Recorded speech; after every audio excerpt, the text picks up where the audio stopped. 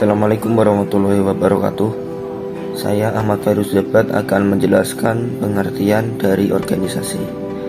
Organisasi adalah sebuah wadah untuk sekumpulan orang yang bekerja sama secara rasional serta sistematis, yang terpimpin atau terkendali untuk mencapai tujuan tertentu, memanfaatkan sumber daya yang ada di dalamnya. Sementara dalam dunia bisnis, organisasi merupakan sekelompok orang yang melakukan kolaborasi untuk mencapai tujuan secara komersial dengan struktur yang jelas serta memiliki budaya kerja yang khusus. Berikutnya definisi organisasi menurut para ahli. Yang pertama, WGS Purwadaminta, yaitu organisasi merupakan susunan dan aturan dari berbagai bagian orang atau kelompok sehingga menjadi satu kesatuan yang teratur dan tertera. Yang kedua, menurut Janu Murdiamoko dan Citra Handayani, yaitu menjelaskan bahwa organisasi merupakan sebuah sistem sosial yang mempunyai identitas kolektif secara tegas, proja yang tegas, prosedur dan cara kerja, serta daftar anggota yang secara terperinci. Yang ketiga, menurut Max Weber, organisasi ialah kerangka terstruktur yang di dalamnya berisikan wewenang, tanggung jawab, dan pembagian kerja untuk menjalankan masing-masing fungsi tertentu. Yang keempat, menurut Dahlan Al-Bari, yaitu organisasi merupakan pengaturan dan penyusunan bagian-bagian tertentu hingga menjadi satu kesatuan, aturan dan susunan dari berbagai bagian sehingga menjadi satu kesatuan yang teratur dan hubungan kerja sama untuk mencapai tujuan tertentu. Yang kelima, menurut Cluster I. Bernard, yaitu menjelaskan bahwa organisasi merupakan sebuah sistem kegiatan kerja sama yang dilakukan oleh dua orang ataupun lebih untuk melaksanakan suatu aktivitas yang di dalamnya memerlukan komunikasi dengan pencapaian tujuan kerjasama. Yang keenam, menurut Richard Scott, yaitu organisasi merupakan suatu kolektivitas yang disengaja dan dibentuk untuk mencapai suatu tujuan tertentu yang didasarkan pada asas kelangsungan. Yang ketujuh, menurut Stephen P. Robbins, bahwa organisasi merupakan suatu satuan sosial yang dikoordinasikan dengan bahasan-bahasan yang relatif, dapat diidentifikasi dan bekerja terus-menerus untuk mencapai tujuan bersama. Yang ke-8, menurut Stunner, bahwa organisasi ialah suatu pola hubungan melalui orang atau sekelompok orang di bawah pengarahan manajer untuk mengejar tujuan bersama. Yang ke-8, menurut Victor Thompson, bahwa organisasi merupakan suatu integrasi dari jumlah orang yang ahli bekerja sama dengan sangat rasional dan impersonal untuk mencapai tujuan-tujuan yang spesifik dan telah disepakati sebelumnya. Yang ke-8, menurut James D. Mankey, organisasi ialah suatu bentuk perserikatan orang atau sekelompok manusia untuk mencapai tujuan bersama yang telah disepakati. Yang ke-9, menurut Kotler, yaitu organisasi merupakan sebuah sistem terstruktur yang mengkoordinasikan usaha tertentu oleh suatu kelompok orang untuk mencapai tujuan. Yang ke-10, menurut Jane, bahwa organisasi ialah suatu bentuk koordinasi segala aktivitas yang rasional oleh sejumlah orang untuk mencapai tujuan melalui pembagian dalam pekerjaan dan fungsi hierarki otoritas serta tanggung jawab masing-masing anggota. Yang ke-11, menurut M. Orenbeck, menurutnya organisasi merupakan sistem sosial, yaitu orang-orang kelompok, integrasi atau kesatuan dari aktivitas-aktivitas orang-orang yang bekerja sama, orang-orang yang berorientasi atau berpedoman pada tujuan bersama. Yang ke-12, menurut Matthias Arif, yaitu organisasi terlaksana apabila segolongan orang bekerja sama untuk mencapai tujuannya.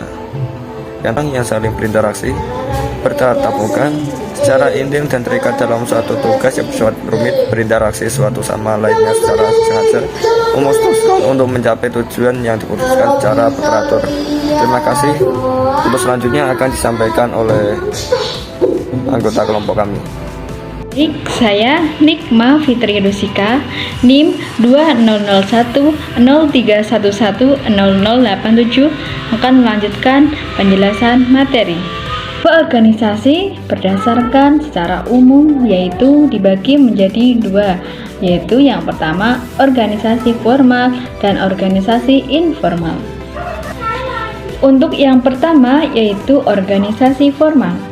Organisasi formal merupakan organisasi yang memiliki struktur yang terumuskan dengan baik, yang menerangkan tentang hubungan-hubungan otoritasnya, kekuasaan, akuntabilitasnya, dan tanggung jawab.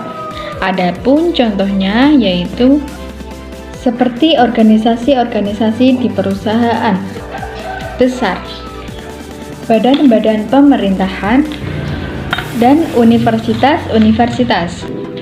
Yang kedua yaitu organisasi informal. Organisasi informal merupakan kumpulan antar perseorangan tanpa tujuan bersama, meskipun pada akhirnya hubungan-hubungan yang tidak didasari itu merupakan tujuan bersama. Contohnya yaitu seperti pertemuan tidak resmi berupa makan malam bersama. Untuk yang kedua yaitu tipe organisasi berdasarkan tujuannya, yaitu dibagi menjadi dua. Yang pertama yaitu profit oriented organization. Yang kedua non-profit organization atau organisasi sosial. Untuk yang pertama yaitu profit oriented organization, merupakan suatu bentuk atau usaha yang bertujuan mendapatkan keuntungan melalui operasinya dan hanya mementingkan kepentingan sendiri, bukan untuk kepentingan publik atau kepentingan bersama. Adapun tujuan dari organisasi ini yaitu untuk mencari keuntungan yang sebesar-besarnya, yang biasanya kita sebut dengan perusahaan laba. Untuk yang kedua yaitu non-profit organization, merupakan sebuah bentuk usaha atau organisasi yang memiliki tujuan tidak untuk mencari laba atau keuntungan. Suatu keuntungan dapat terjadi jikalau suatu modal diperoleh hasil yang lebih dari modal tersebut. Biasanya kita kenal dengan sebutan perusahaan nirlaba. Untuk selanjutnya yaitu tipe organisasi. Organisasi berdasarkan tipenya yaitu dibagi menjadi 4 bagian. Yang pertama yaitu organisasi lini. Yang kedua organisasi lini dan staf. Yang ketiga organisasi fungsional. Dan yang terakhir atau keempat yaitu organisasi lini dan fungsional. Untuk yang pertama yaitu organisasi lini. Organisasi lini merupakan suatu bentuk organisasi yang menghubungkan secara langsung dengan secara vertikal antar atasan dengan bawahan. Adapun contoh dari organisasi lini adalah seperti MC Donald Indonesia Corporation.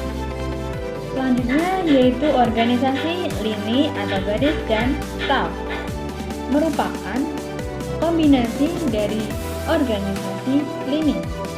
Namun dalam kelancaran tugas pemimpin dibantu oleh para staf, di mana staf memiliki peran sebagai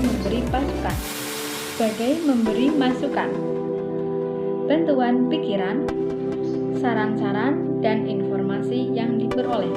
Untuk selanjutnya yaitu organisasi lini dan fungsional, merupakan organisasi yang berkembangnya lebih lanjut dari organisasi berbentuk lini dan fungsional, di mana wewenang dari pemimpin tertinggi dilimpahkan kepada perkepala unit di bawahnya dalam bidang pekerjaan tertentu, dan selanjutnya pimpinannya yang tertinggi tadi masih wewenang kepada pejabat tinggi fungsional yang melaksanakan pekerjaan operasional, dan hasil tugasnya diserahkan kepada kepala unit terdahulu tanpa memandang eselon atau tingkatan. Adapun ciri dari organisasi lini dan fungsional yaitu diantaranya yang pertama, tidak tampak adanya pembedaan tugas-tugas pokok dan tugas-tugas bersifat bantuan. Yang kedua, terdapat spesialisasi yang maksimal. Yang ketiga, tidak ditonjolkan perbedaan tingkatan dan dalam pembagian pekerjaan. Adapun untuk organisasi selanjutnya yaitu organisasi fungsional. Organisasi fungsional merupakan bentuk struktural organisasi di mana spesialis menjalankan fungsi mereka tanpa wewenang atas orang-orang di luar yurisdiksi mereka. Yang selanjutnya adalah organisasi yang efektif. Suatu organisasi dapat dikatakan efektif dan efisien apabila organisasi tersebut dibentuk sesuai dengan faktor-faktor penentu struktur organisasi dan unsur-unsur struktur organisasi yang tepat dengan pembagiannya. Yang pertama, faktor-faktor penentu struktur organisasi. Faktor penentu struktur organisasi itu ada 4. Yang pertama, strategi organisasi. Dalam strategi organisasi menjelaskan bagaimana aliran wewenang dan saluran komunikasi dapat disusun di antara manajer dan bawahan. Kemudian yang kedua ada teknologi. Teknologi yang digunakan dalam memproduksi barang dan jasa dapat membedakan bentuk organisasi. Kemudian yang ketiga itu ada anggota dan orang yang terlibat di dalam organisasi, baik manajer maupun bawahan. Kemudian yang keempat itu ada ukuran organisasi. Nah, besar kecilnya organisasi secara keseluruhan maupun satuan-satuan kerjanya akan sangat mempengaruhi struktur organisasi. Kemudian yang selanjutnya ada unsur-unsur struktur organisasi. Suatu organisasi yang efektif dapat terbentuk apabila di dalamnya terdapat unsur-unsur struktur organisasi, yaitu yang pertama ada manusia, yang kedua pendidikan, yang ketiga tujuan, yang keempat pekerjaan, yang kelima struktur, yang keenam lingkungan, dan yang terakhir teknologi. Kemudian yang selanjutnya ada langkah-langkah dalam membentuk organisasi yang efektif. Yang pertama, memahami organisasi. Dalam memahami organisasi harus mengetahui dorongan kuat dalam organisasi. Kemudian yang kedua, mendesain organisasi secara optimal. Dalam mendesain organisasi secara optimal harus menguraikan ringkasan program organisasi. Kemudian yang ketiga, menghadapi tantangan yang berulang. Dalam menghadapi tantangan yang berulang dapat dilakukan dengan cara menjaga integritas organisasi dari waktu ke waktu. Dan yang selanjutnya akan dijelaskan oleh Saudari Laila. Selanjutnya, terkait organisasi. Untuk mencapai keberhasilan